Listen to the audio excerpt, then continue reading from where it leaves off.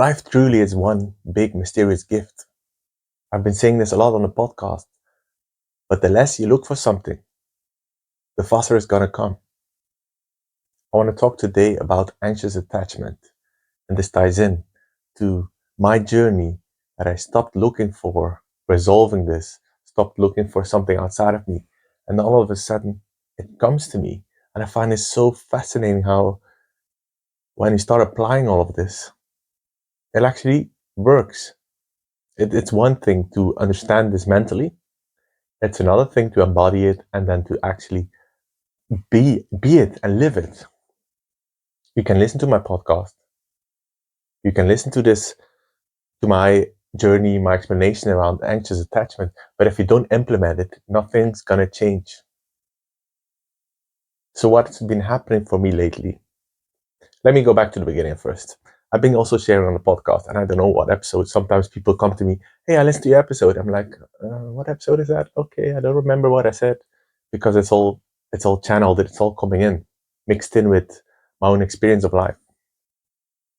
So what I want to talk today is about my journey of anxious attachment and how that has resolved itself naturally, or is resolving itself naturally. So there's a lot of attachment styles, but the main ones that I came to understand is anxious attachment and avoidant attachment. This comes, yeah, it's most pronounced in romantic relationships, but this can be in any connection with anybody, with friends, co-workers, family. But as you're intimate with someone romantically, it comes to the forefront more because you're sharing so much. There's like this deeper connection. So someone with an anxious attachment feels a fear of abandonment. He feels that the other person is going to leave them. So they cling on. They're anxious. They're anxious of being alone. They're anxious of that the other person abandons them. And so they start clinging, suffocating, which make the other person run away. The other person, often an anxious person, comes together with an avoidant person, vice versa. So while the anxious person clings, the avoidant person runs away. The more the anxious person clings, the more we push him away and the more the avoidant runs away. Because what happens with the avoidant person, they are not used to having healthy relationships in their life. This all stems back to childhood. Both of these didn't have a healthy childhood. You can have the best care in the world, you can have anything you wanted, but if you don't have the emotional support, the emotional needs fulfilled when you were young, you will create a dysfunctional, no, that's a cruel word. You will create an unhealthy attachment style, which can be resolved if you put time and effort in it.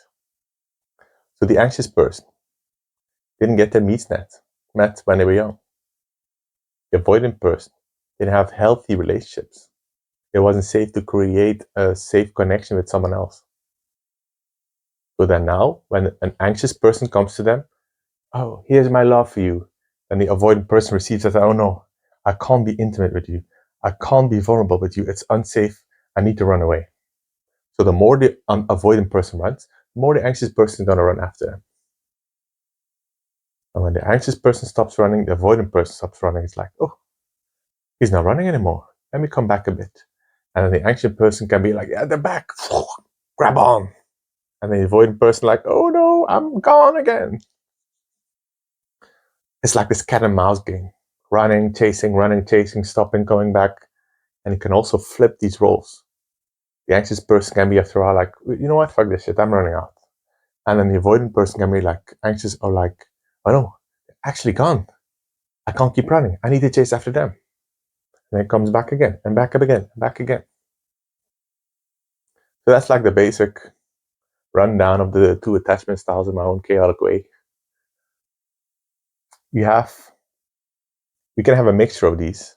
You can be anxious most of your life, and then all of a sudden turn into the avoidant one. But I've been in an anxious attachment style most of my life. When I was young, I didn't have my needs met. We were in a big family, 8 children. So my mom wasn't emotionally available. She was just working hard to get the household done. My dad did long hours. He wasn't raised emotionally, like to be emotionally available either. They're coming from a generation of work hard, grind, take care of the family, and then that's it. Emotions, fuck that. That's not important. And if you think basically of human evolution, how people were raised is you need to survive. You need to be prepared to fight off a tiger, an elephant. Emotions are basically at the end of the list. You're feeling scared, doesn't matter. You need to fight off a tiger. But now, in this new Earth energy, where we're changing, we're upgrading the frequency of the planet, the frequency of the beings, that all doesn't work anymore. And you can see the collision of generations, the old generation and the new one. It's like they can't talk to each other, it's like they don't know how to communicate because they're at a totally different frequency. And I can see that clearly playing out with my parents. I can see that with my siblings. I can see that play out with a lot of people. And with old parts of myself as well. Like I can see this, like, huh? Was this me in the past? But this is still a part I'm carrying within me. How does this work with now the new me, between brackets? But anyway, going back to the attachment style. So whenever I felt sad, angry, or I was struggling, most of the time I didn't feel like I could go anywhere with my emotions. And then the rare times where I could go to my mom, I was like clinging. Yes, she's giving me attention. Finally, she's making me feel seen. So I'd start to please her. Anxious person. An anxious attachment style is often a pleaser because they please people so that they would love them. Otherwise, they feel abandoned, alone. And then that from childhood that multiplies into adulthood. At work, you can't say no to other people. I had that for a long time, like shit thrown at me, feeling like this isn't right. But if I won't speak up, if I speak up, then something bad is going to happen to me. I remember I had this so many times in South Africa where I lived in a retreat center for almost 3 years. The owner threw so much shit on me and I never said anything. A few times, but almost never said anything. Very consciously, like, if I speak up, which I should, she's going to kick me out. Which I don't know if actually would happen. So I was denying myself the truth of what was happening.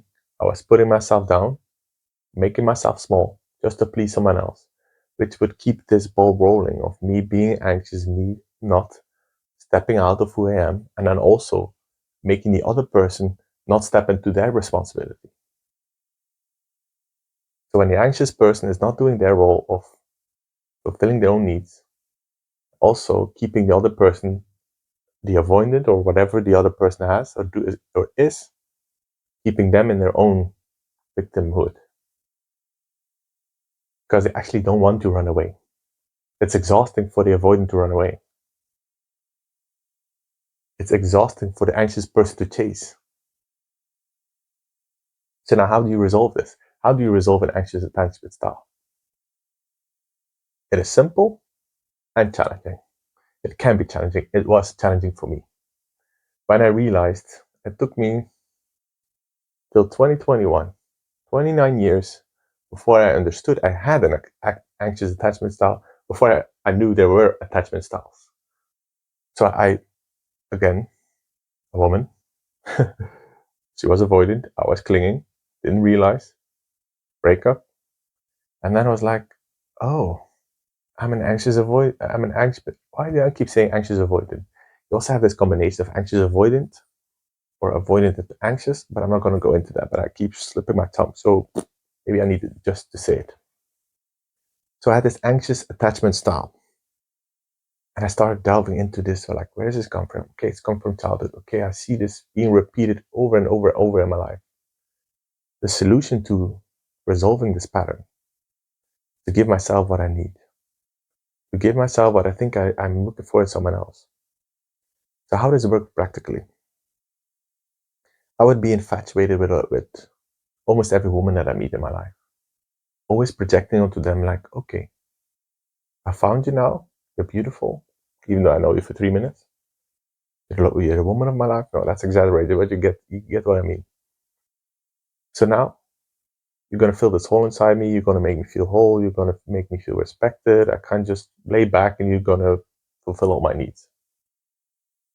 What I came to understand over the years is in the moment that I feel the craving the most is when I cannot reach out to anyone, because it keeps the cycle, it keeps the ball going, it keeps the cycle over and over being repeated.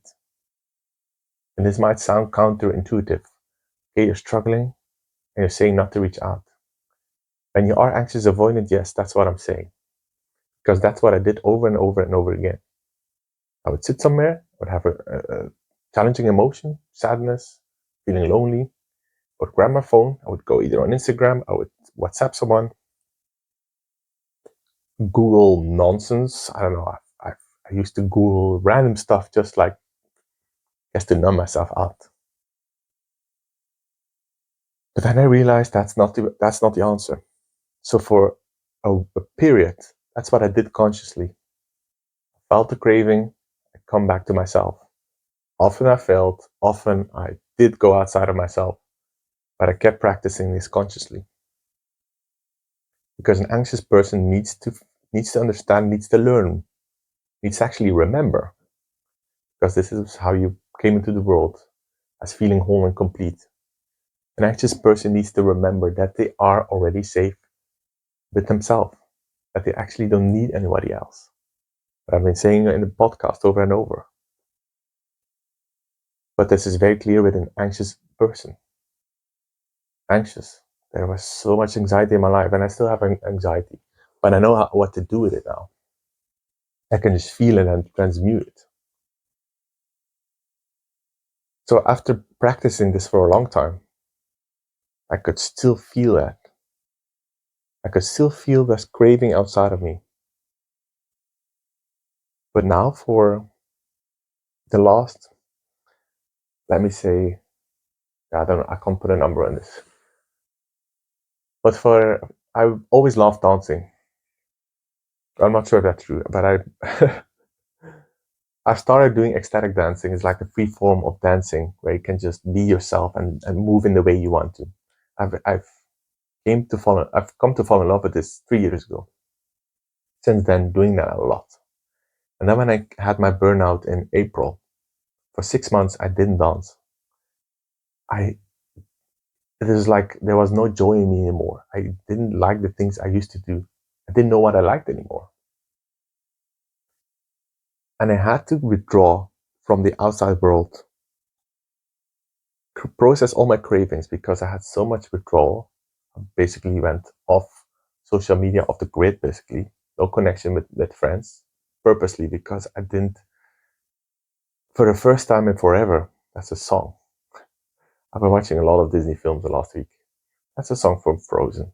For the first time in forever. Yeah, I feel really drawn to Disney these days. Side note, I lost my train of thoughts. Yes, I fell off the grid. Instead of looking for it outside of me, I finally started looking for it within. I felt the cravings to reach out. I didn't. I felt the need to be alone, actually. So I did. And then now, the last month, I've been dancing a lot. And I hadn't specifically contact dancing, where you make physical contact with another dancer in a non-sexual way, but in an intimate way as well. And I've been having, when I started ecstatic dancing, I was like, oh, that looks interesting, man. I actually want that, but I'm afraid of that. And I started doing it a couple of years back. And then I remember in the beginning, it was like, wow, this is amazing. I want to do this all the time. I want to have this connection with other people. Again, putting myself out of my needs, out of me. Oh, yes, you're going to make me feel good because I can touch you. I can be in contact with you. So what I realized now, after doing this work for so long, in the beginning consciously, and after a while it became automatic because I embodied it. I embodied when I'm feeling the need to reach out. I'm feeling when I feel the needs to have someone else meet my needs, that I draw it within. That I give myself a hug, that I talk to myself, that I let myself out for a walk, that I let myself cry, that I let myself have the joy.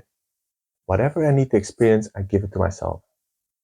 And then if I still feel like in a neutral space, then I can still reach out to someone. But it's not coming from a need anymore. So the beginning I was conscious. First, you need to become aware of it, put the light on. And then, after falling and getting up many, many times, all of a sudden it became automatic. And I don't even know when it happened, but it just happened. So then back to the contact dance that I've been loving the last few weeks, something like that, month maximum. I hadn't done that for 8 months, since March. I had a lot of blocks on that. And I let myself be blocked in that. I can't do contact dance. I need to be with myself. It wouldn't be appropriate to a girlfriend to be dancing with someone else. So what I actually really wanted in myself, and I put this away. I was putting that aside for something that I thought that someone else wouldn't appreciate with me. Putting my own needs away because I was anxious that another person wouldn't want that, so they would run away. So now I started doing contact dance again naturally. It just happened in the dance. And I felt so neutral. I didn't have any clinging. I was just enjoying the moment without feeling like, yes, you're fulfilling me. Yes, you need to be my girlfriend. I was just being so present. And last night I went to another dance where this happened with several people. And then today I realized, like, wow, what a shift. I'm not instigating contact with people so they can make me feel better, so they can fulfill something that I can't. I'm just connecting with people because it is, because it happens. Not because I look for it, but because it happens in the moment, because I'm present. I'm present with myself. That's why I attract people, whether in a dance, whether in life, who are also present with themselves. So they're not looking for something to gain from me. I'm not looking for something to gain from them. Bam. Magic. Anxious attachment is resolving. I'm not going to say it's healed, because I'm sure in a romantic relationship that I'm calling in, this is definitely going to come up, because that's how I learn. That's how we learn. We grow and grow. Situation, okay, new challenge, and then we grow, challenge, and so on. And I can go like, fuck, another challenge on my path, or, ooh, fascinating. Another aspect to grow within me. But this is one of the keystones, and you don't need to dance if you don't like to dance. You can translate that in the way that you like for yourself, your hobbies, your interests. The process is the same. You become conscious of the fact that you have anxious attachment. I'm not going to go into avoidant attachment because I don't feel like I have an experience in that. How to resolve avoidant attachment is basically do the opposite. They are running away from connection, so they need to consciously and slowly allow themselves to connect with people, step by step. Can be going for a walk when you actually feel like, I want to, but I'm scared. Going for a walk with someone. So the opposite of the anxious attachment, which was going in deep, avoidant attachment is the resolve, the opposite. But to go back to the anxious attachment, first of all, you need to become aware that you're anxiously attached.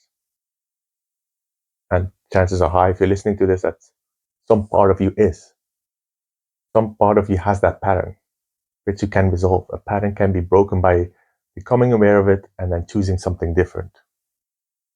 It's like I've been practicing brushing my teeth with my left hand to activate my subconscious. It takes a couple of days before I take my brush automatically with my left hand instead of with my right.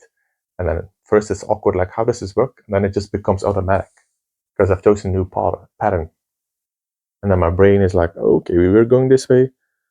You're choosing this other way constantly. So let me keep on going the other way.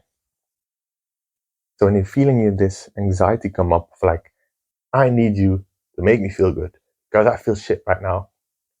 That is your opportunity to say, ooh, fascinating. I have this feeling within me. I've felt it many times before, and this time I'm choosing something different. And then you already have all these tools that you can use that I've been talking about in the podcast. But basically what it comes to is to give yourself what you need in that moment. So ask yourself, in that moment, what do I need right now? Whatever the answer is, give that to yourself. I need to connect with someone, connect with yourself. I want to talk to someone, talk to yourself. I want to drink something, drink something. I want to cry, cry. You want to scream, scream. But feel that within you. And like I said at the beginning, you need to consciously choose it and choose it and choose it and choose it and choose it and choose it until it becomes automatic. And sometimes you will fall, but you pick yourself back up wherever you've fallen and you keep going.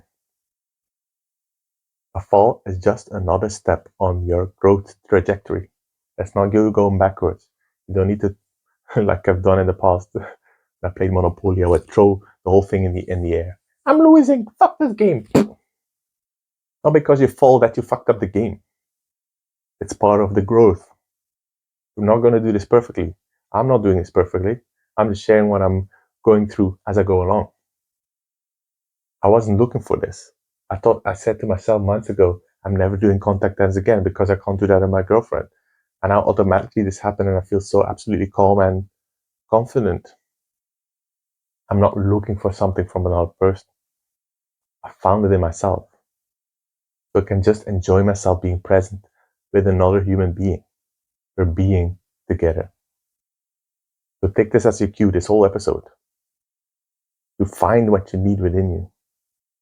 And not say to yourself, oh, I've been going through this for years. Embody it. Let go of like, this is taking forever. Because it's going to click. And that's how true surrender works. And you just let go of, I need to heal this, I need to do this, I need to manifest this. And you just become it. You become the love of your life. You become what you're looking for. Then the crazy thing is that it just comes. I wasn't looking to resolve my anxious attachment anymore. I wasn't looking for contact dancing anymore. And then when I least expected, it came. And it gives me joy. And that is the clue for you too. When you feel joy doing something, / being someone, do more of it. Be more of it. Because that's how your heart's saying to you, screaming to you, this is your way. This is the way that you need to follow. This is who you need to be. Your heart is giving you a pat on the back. Good job. Thank you for finally listening. Thank you for muting all the million thoughts in your brain and listening to the calling of your heart because your heart knows the way.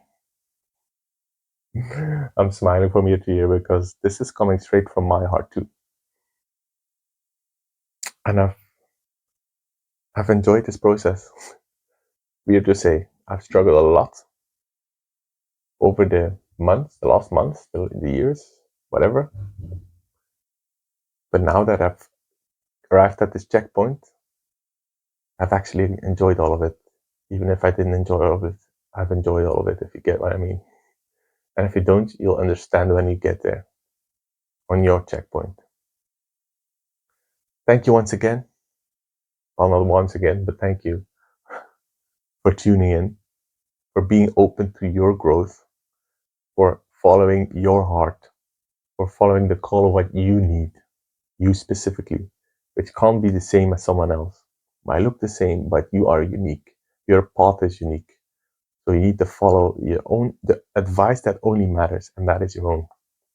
You can only know what is right for you. Thank you for tuning in. Share it with someone that you think might benefit. Check out my offer in the description. And as always, remember, you are epic. Ciao, ciao.